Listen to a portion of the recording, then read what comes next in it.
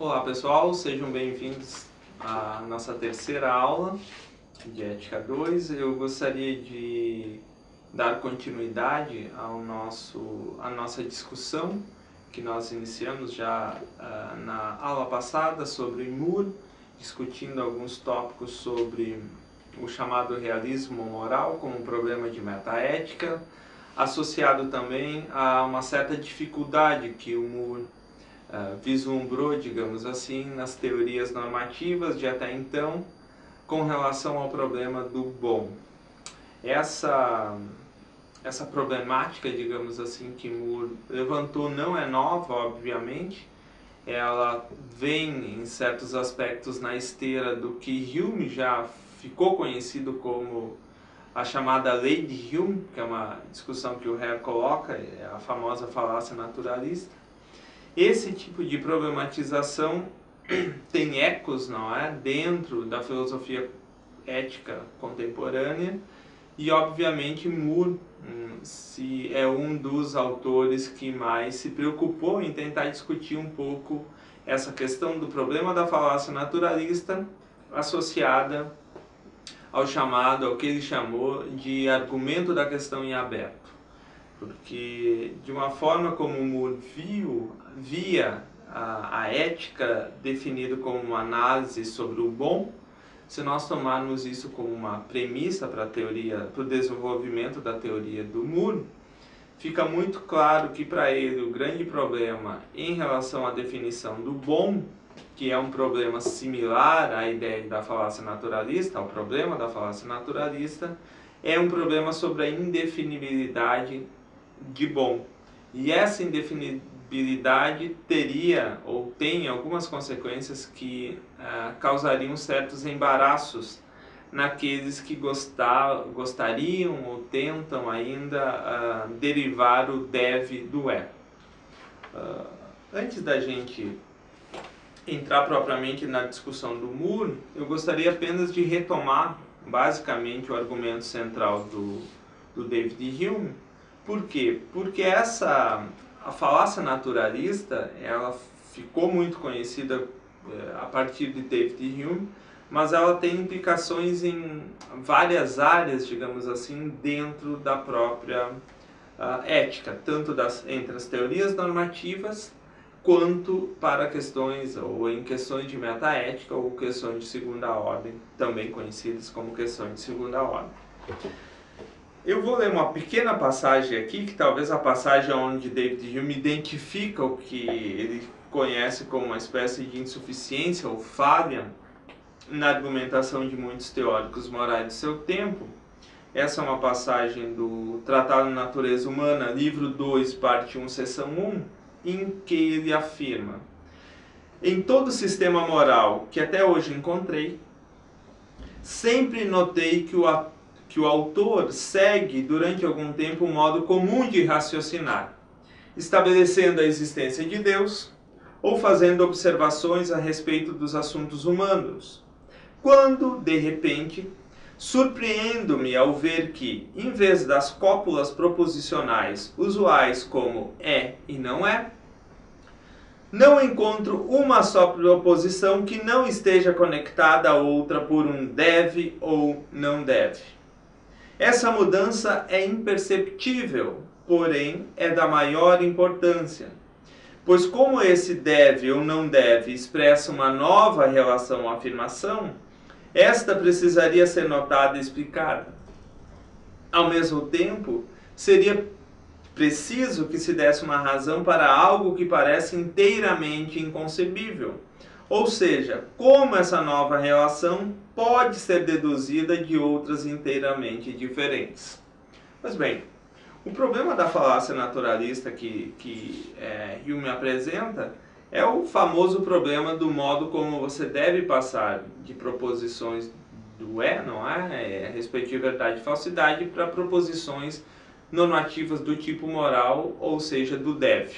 Essa passagem do ser para o dever ser, ela causa um certo problema lógico, não é? Porque nós teríamos uma espécie de abismo, e esse abismo lógico entre ser e dever ser da maneira como o próprio Hume coloca, não existe uma explicação plausível, uma explicação lógica que dê conta dessa comunicação. Então esse tipo de ataque que o próprio Hume faz é um ataque especialmente para algumas teorias empiristas, tal como a própria prova da utilidade, que os utilitaristas usam, não é? Mill e Bentham, que essa passagem do é para o deve, ela é uma passagem exatamente com um gap. E esse gap, esse abismo entre ambas, não é resolvido, segundo David Hume, por essa passagem. Então, se nós imaginarmos proposições, como ele diz aqui, do tipo é ou não é, imagine proposições das mais simples sobre o cotidiano, não é? Imagine que você tem exemplos dos mais simples, por exemplo,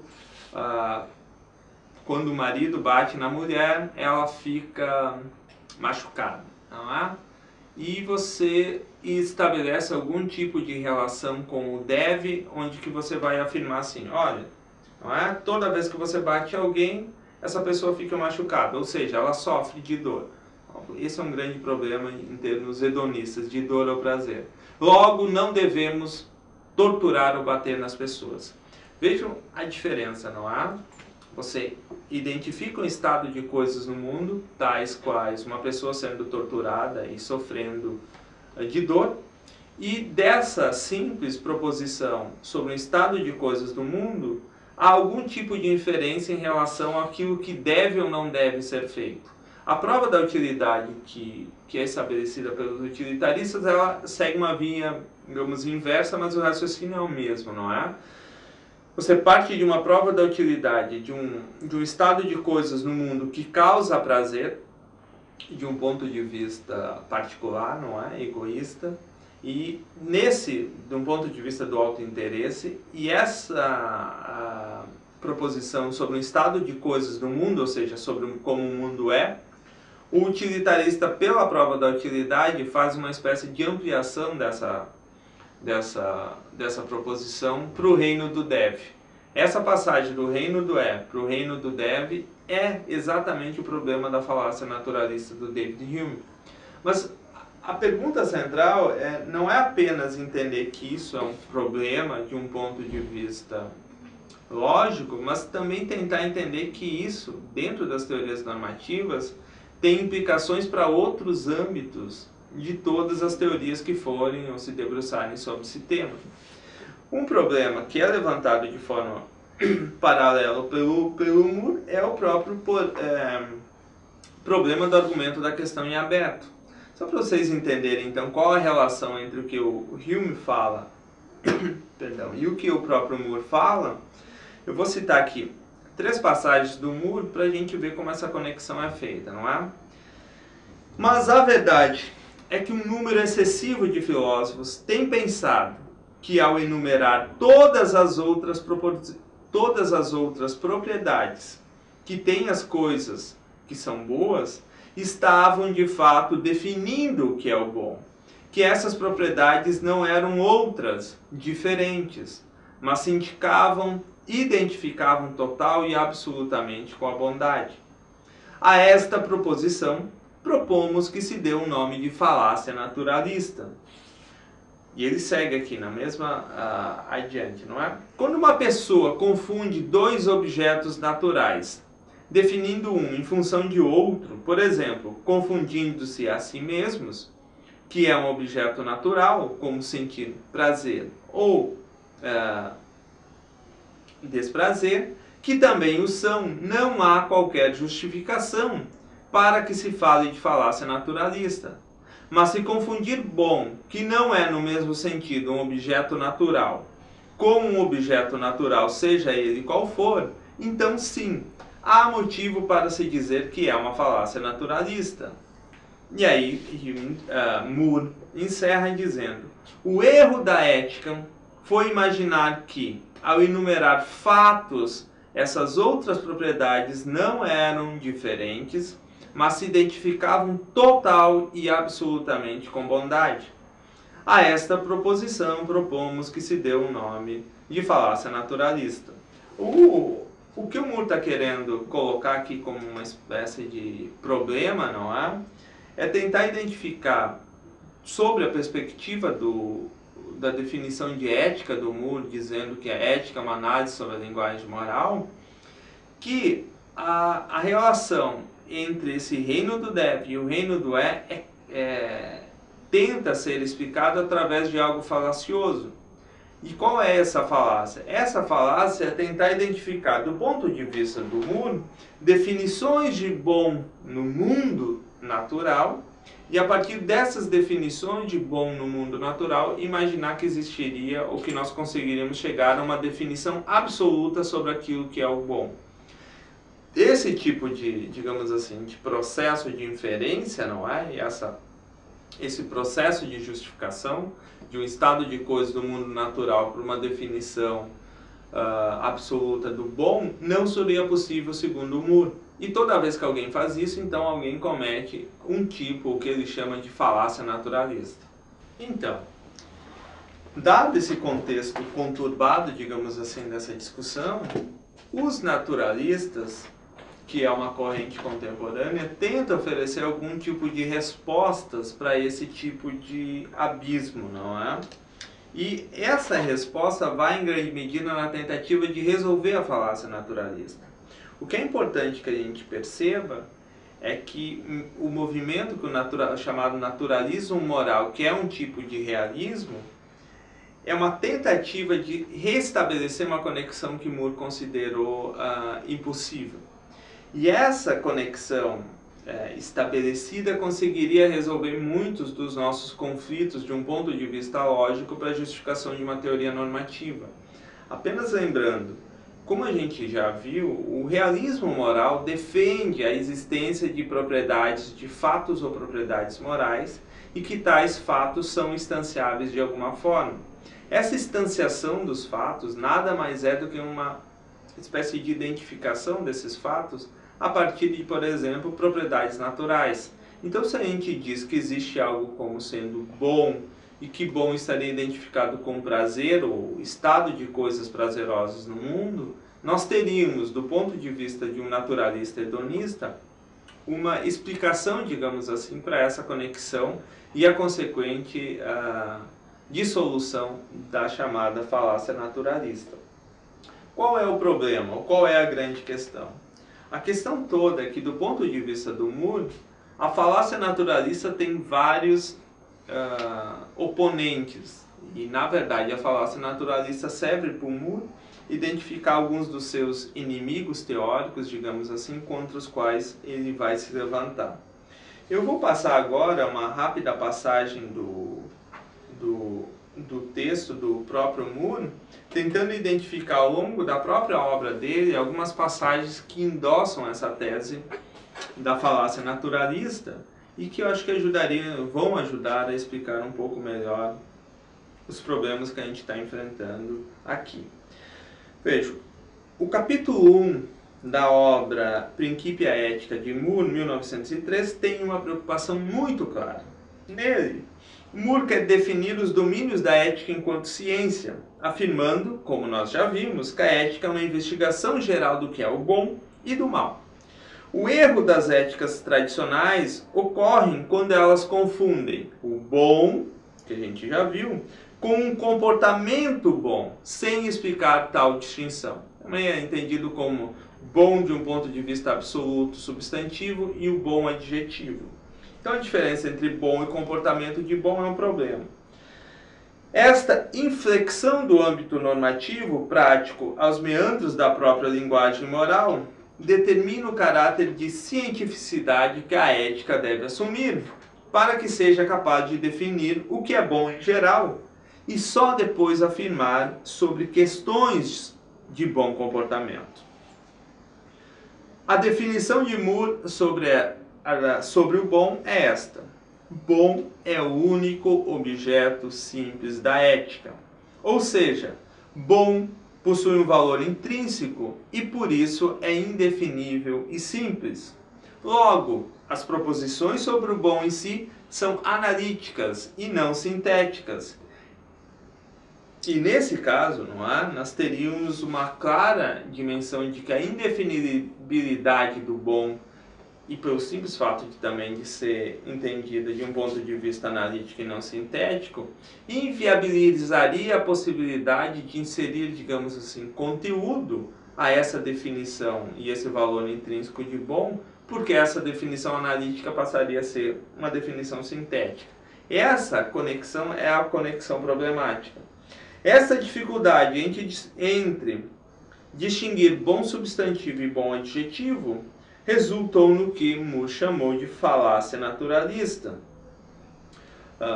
O erro, então, da ética foi exatamente fazer esse tipo de identificação, que é o enumerar fatos ou propriedades sobre o bom de um estado de coisas, não é? Que dessa identificação se extraía uma definição absoluta de bom. E é como ele diz, isso é um tipo de falácia. Quando Moore apresenta seu argumento, ele já tem direcionado seu ataque ao naturalismo e ao hedonismo. O hedonismo, iguala prazer e bom em termos de propriedades ao afirmar que prazer é bom. Para Moore, esta proposição identifica exatamente o problema. Ao confundir o bom em si com coisas que possuem as propriedades de serem boas.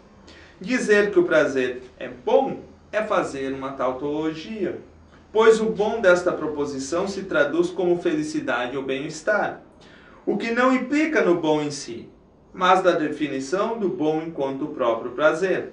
Isso seria o equivalente a afirmar que o prazer é prazer, o que seria, de um ponto de vista moral, irrelevante. Isso revela, então, a preocupação de Moore com o que podemos considerar como sendo o objeto central da ética, qual seja, esclarecer a linguagem moral antes de propor qualquer teoria normativa. Moore constata que as éticas normativas, até o seu tempo, pouco se interessaram por analisar os pressupostos da sua linguagem moral.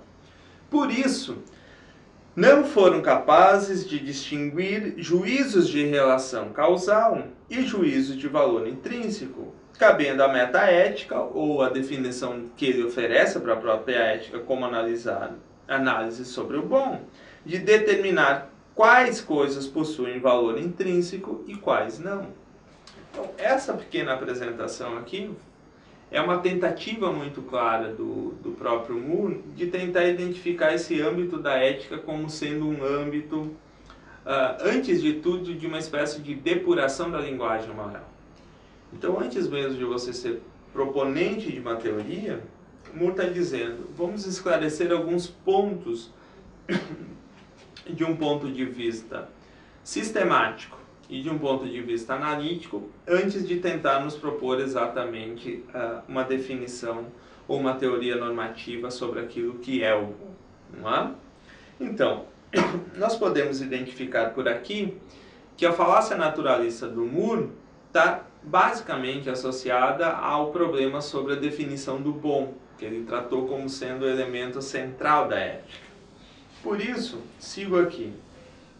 Na medida em que Moore critica os modelos tradicionais por não oferecerem uma base segura para a ética, e já que a ética trata de investigar a própria natureza dos enunciados antes de mais nada, resta a ele questionar então a própria definição do bom, do good. Eles chamam the good, não é? O bom em detrimento ao bom, ou seja, atribuições de bom que nós fazemos no mundo.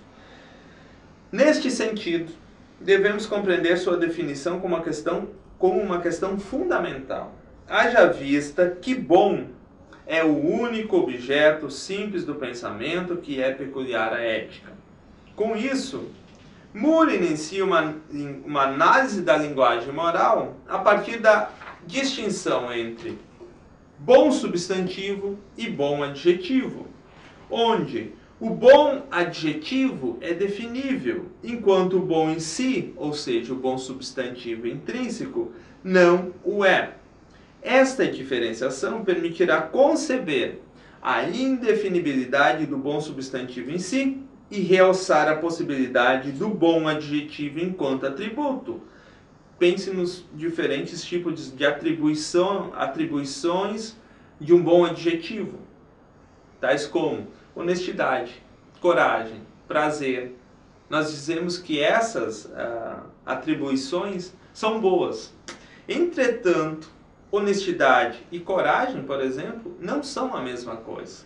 Tanto é que você encontra pessoas, para sendo bem redutivista aqui na explicação, que podem ser corajosas, mas não necessariamente são honestas. Ou o contrário, não é? Então, se você imaginar honestidade e coragem como atribuições de bom, nós poderíamos concordar que isso são atribuições de bom. O que Moore não concordaria é que essas atribuições de bom abarcariam em si toda a definição daquilo que é bom. Você dizer que uma pessoa corajosa, ou que é bom ter coragem, ou que é bom ser honesto, ou que honestidade e coragem são traços bons, é muito diferente de você dizer que bom pode ser resumido à honestidade ou mesmo à ideia de coragem. Pelo contrário. Então nós não teríamos essa possibilidade. Nas palavras de Stephen Darrow, Moore acreditava que valor ou bom, o the good, era uma propriedade simples, porém ele acreditava que o bom, ou seja, os seus usos, as coisas que são boas ou que não possuem valor intrínseco, no mesmo sentido do bom, são complexas no sentido de que apenas podemos mencioná-las. Então essa é a ideia básica que nós teríamos em torno da definição do Moore, não é, sobre o bom. Sigo aqui. Entretanto, identificar a propriedade das coisas boas não é suficiente para definir o bom em si, posto que essas identificações, não são inteiramente idênticas à propriedade de ser bom. Se assim o fosse, o naturalismo, ou mesmo o hedonismo, que reduz a ideia de que o bom é aquilo que apraz, no prazeroso, estariam certos. Porém, este não é o caso segundo Moore. Afinal, o naturalismo peca ao reduzir o bem a uma simples forma substancial ou a um estado de coisas do mundo. Os naturalistas cometem, então, um erro categorial ao negligenciar a distinção entre bom substantivo e bom adjetivo. O exemplo que Moore nos oferece é extremamente esclarecedor. Leia. Isso está no capítulo 1 do Principio. Quando dizemos que uma laranja é amarela, não pensamos que a nossa afirmação nos obriga a considerar que laranja não significa outra coisa senão amarelo, ou que além da laranja nada mais possa ser qualificado como amarelo. Suponhamos que a laranja seja doce. Porventura, isso nos obriga a afirmar que doce é exatamente a mesma coisa que amarelo? Ou seja, que doce deve ser definido como amarelo? A questão que fica é exatamente essa. Existe uma concepção de bom enquanto adjetivo, e este pode ser atribuído a objetos naturais, sem que isso implique em uma relação conceitual ou substantiva, do tipo laranja igual a amarelo, laranja igual a doce, logo amarelo igual a doce. Não é? Esse tipo de identificação lógica, de um ponto de vista da identidade, não se verificaria nesses casos. A solução é dizer que a laranja é amarela, dizer que a proposição a laranja é amarela, afirma tão somente a condição adjetiva da cor amarela aplicada ao objeto natural. Porém, o amarelo é uma noção indefinível enquanto amarelo em si. Um exemplo do Moore aqui, para a gente explicar, é exatamente essa. Ele diz, olha, se nós imaginarmos que, por exemplo, as cores, a atribuição, o amarelo, seja indefinível nesse sentido enquanto amarelo em si, apesar, digamos assim, de existir essa impossibilidade ou indefinibilidade do amarelo em si, nós podemos fazer atribuições do amarelo, atribuir a propriedade do amarelo a estado de coisas no mundo. Então nós podemos fazer essa aplicação. Então nós dizemos que a laranja é amarela. Qual é o ponto do Moore? O ponto do Moore é tentar dizer que, veja, essa atribuição da propriedade amarela sobre a laranja não reduz a definição de amarelo a essa definição de um estado de coisas no mundo. Afinal de contas, a gente pode atribuir o amarelo em outras situações ou a outros estados de coisa. Então, a propriedade amarela, quando aplicada de um ponto de vista adjetivo, não necessariamente reduziria a definição de amarelo ao objeto aplicado. E mais do que isso, não é? Se nós imaginarmos a noção de bom, a simples atribuição de que determinadas atitudes, tais como honestidade ou coragem, são boas, como nós dissemos, não seria suficiente para reduzir a definição de amarelo, ou não seria suficiente para conseguirmos definir o amarelo em si, enquanto de um ponto de vista substantivo. Esse exemplo apresentado por Moore serve para realizar a distinção entre esta condição substantiva e adjetiva de um conceito. Entretanto, se o amarelo pode ser captado no mundo empírico pelos nossos sentidos, não poderíamos fazer o mesmo com o conceito de bom, ou seja, captar esse conceito de bom no mundo? Como poderíamos então identificar o bom no mundo? A resposta de Moore é clara. Essa identificação de um estado de coisas no mundo não serviria para explicar o bom de um ponto de vista substantivo. Entretanto, se nós imaginarmos uma capacidade tal como a intuição, nós poderíamos imaginar essa intuição, essa capacidade como sendo a conexão necessária para essa ideia, digamos assim, de bom. O que a afirmação aqui quer apenas reforçar é que Moore é visto como um intuicionista moral. Os chamados intuicionistas morais, eles admitem a possibilidade de você alcançar determinadas propriedades ou fatos morais via uma capacidade sui generis. Então, esse intuicionismo moral que nós atribuímos à teoria do Moore, ela é uma tentativa, via intuicionismo, de evitar qualquer tipo de identificação naturalista da sua teoria. Não é? Nós não reduziríamos a teoria mooriana a um tipo de naturalismo em que nós simplesmente identificaríamos estados de coisas do mundo e dessa identificação de estados de coisa no mundo nós extrairíamos essa definição sobre o que é bom. Então, para Moore, as proposições práticas não são suscetíveis de conhecimento. Haja visto que nós possuímos uma intuição imediata dos valores morais.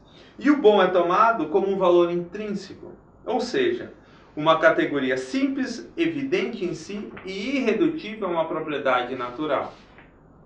Resta, então, uma intuição do sujeito moral dessas propriedades simples, pois se assim não fosse, teríamos que dar razão ao naturalismo. Qual é o ponto aqui? O ponto aqui do Moore é o seguinte: se nós conseguimos identificar estados de coisas bons no mundo, tais como coragem e honestidade, significa que existe a propriedade boa que nós atribuímos essa propriedade a um estado de coisa, a estados de coisas no mundo. Qual é o ponto? Se você não consegue alcançar esse estado, se você não consegue alcançar, melhor dizendo, esse conceito de amarelo, ou essa definição indefinível, embora pareça contraditório isso, não é? A indefinibilidade do bom, se você não consegue alcançar esse valor intrínseco de bom via intuição, você não teria a capacidade de aplicar essa propriedade. Ou, então, essa propriedade, ou o bom já estaria presente no mundo natural. Essa é a ideia. Então, isso é uma estratégia de Moore de um ponto de vista metodológico. É como se nós quiséssemos imaginar o seguinte: nós conseguimos identificar estados de coisas que nós consideramos como sendo bons no mundo. Esse é o ponto. Aí nós temos duas opções. Nós dizemos que esses estados de coisas de identificar o bom no mundo já é a própria identificação do bom. Se você faz isso, você não comete a falácia naturalista, porque você está reduzindo a definição de bom a um estado de coisas particular no mundo. Ou então nós teríamos que dizer que a gente, e você vai ser um cético, e que você não pode alcançar essa definição absoluta sobre o que é o bom.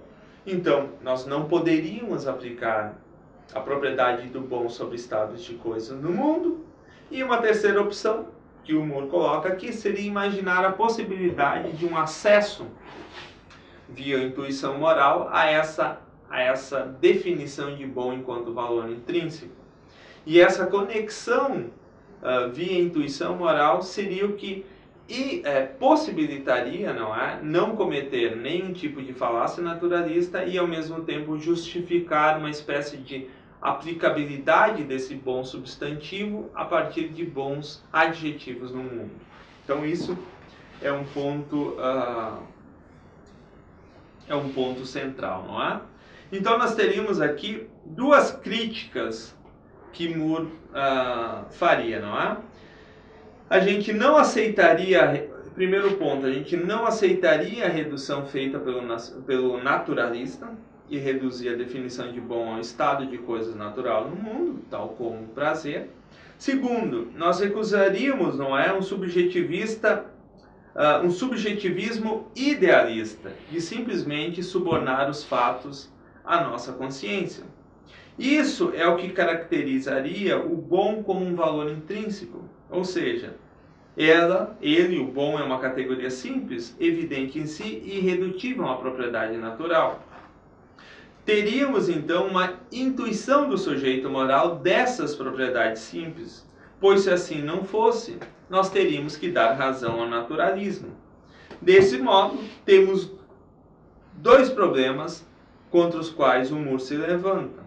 Uma visão subjetivista do mundo, ou de uma definição de bom, que isso não seria suficiente, obviamente, e uma segunda crítica a esse tipo de reducionismo naturalista.